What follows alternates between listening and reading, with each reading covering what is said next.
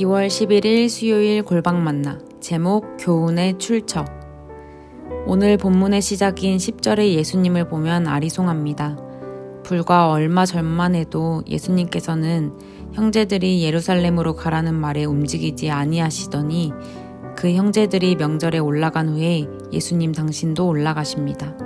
단 나타내지 않고 은밀히 말입니다.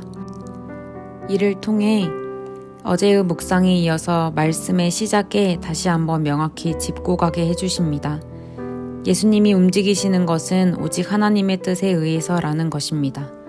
바로 예수님이 놀라운 기적을 행하시고 큰 역사를 보이신 것은 하나님의 뜻과 정하신 때에 따라서였습니다. 이어서 보면 오늘날로 생각하면 신문의 일면에 그리고 수많은 릴스와 쇼츠를 도배할 만큼 예수님은 많은 이들의 관심의 대상이었음을 11절과 12절에서 알 수 있습니다. 누군가는 예수를 좋은 사람이라, 누군가는 예수가 무리를 미혹한다 말하는 등 수군거림이 많았습니다. 관심을 보이는 무리 중에 유대인들도 빠지지 않았습니다. 이들은 눈을 부릅뜨고 예수님을 찾아다녔을 것입니다.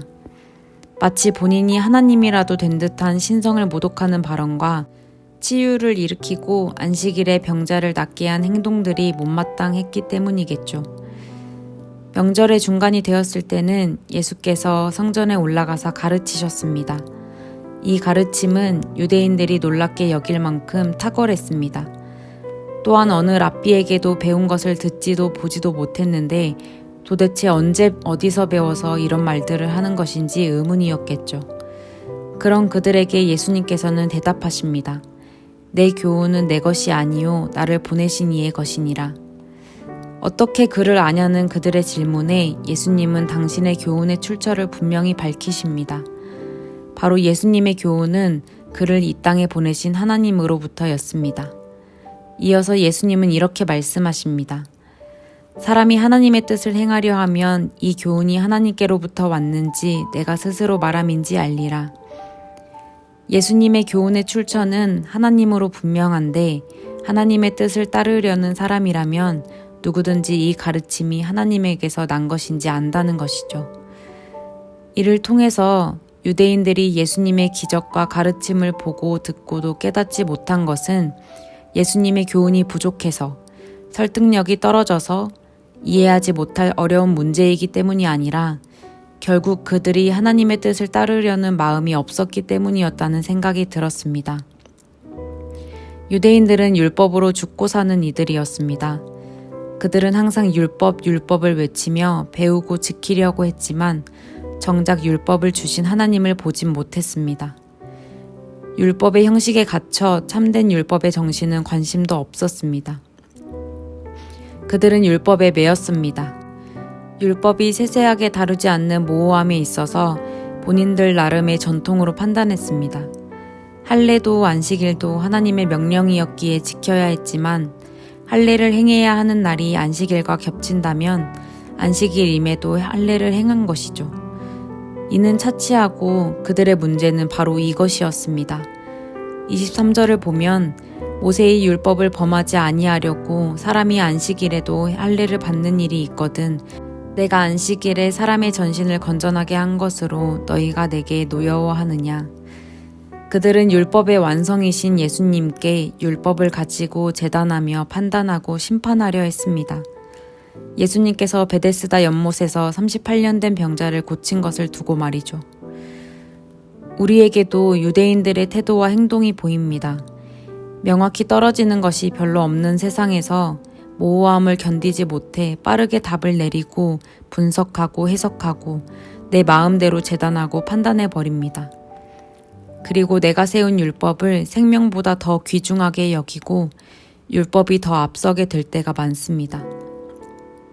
그러나 예수님께서는 겉모양으로 말고 공의롭게 판단하라 하십니다.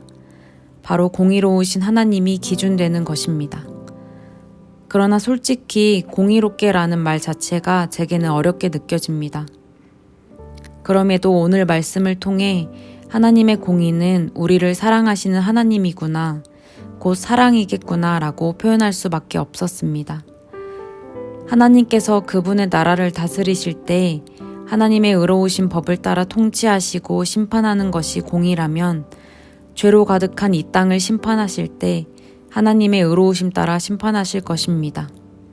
허나 그 죄를 대속하기 위해 예수 그리스도를 이 땅에 보내시고 십자가에 죽게 하셨다면 하나님의 공의가 사랑이 아니면 무엇일까요?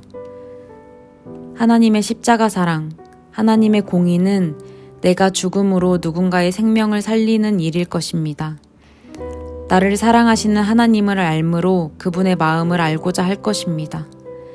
하나님의 뜻을 행하고자 한다면 진정 하나님께서 원하시는 것이 무엇인지 하나님의 마음을 아는 것에 힘쓸 수밖에 없을 것입니다. 날마다 주어지는 큐티 말씀 속 예배 중 설교 말씀이 하나님께로부터 왔음을 믿고 하나님의 뜻을 행하는 자 되길 바라며 기도하겠습니다. 사랑이신 하나님, 말씀으로 우리를 가르치심에 감사합니다. 말씀을 볼 때, 들을 때, 묵상할 때마다 먼저는 하나님의 마음을 알기 원합니다. 말씀이 껍데기만 남아 그것으로 사람을 죽이는 것이 아니라 사람을 살리는 참 기능하게 도와주시옵소서. 감사합니다. 사랑합니다. 예수 그리스도의 이름으로 기도합니다. 아멘.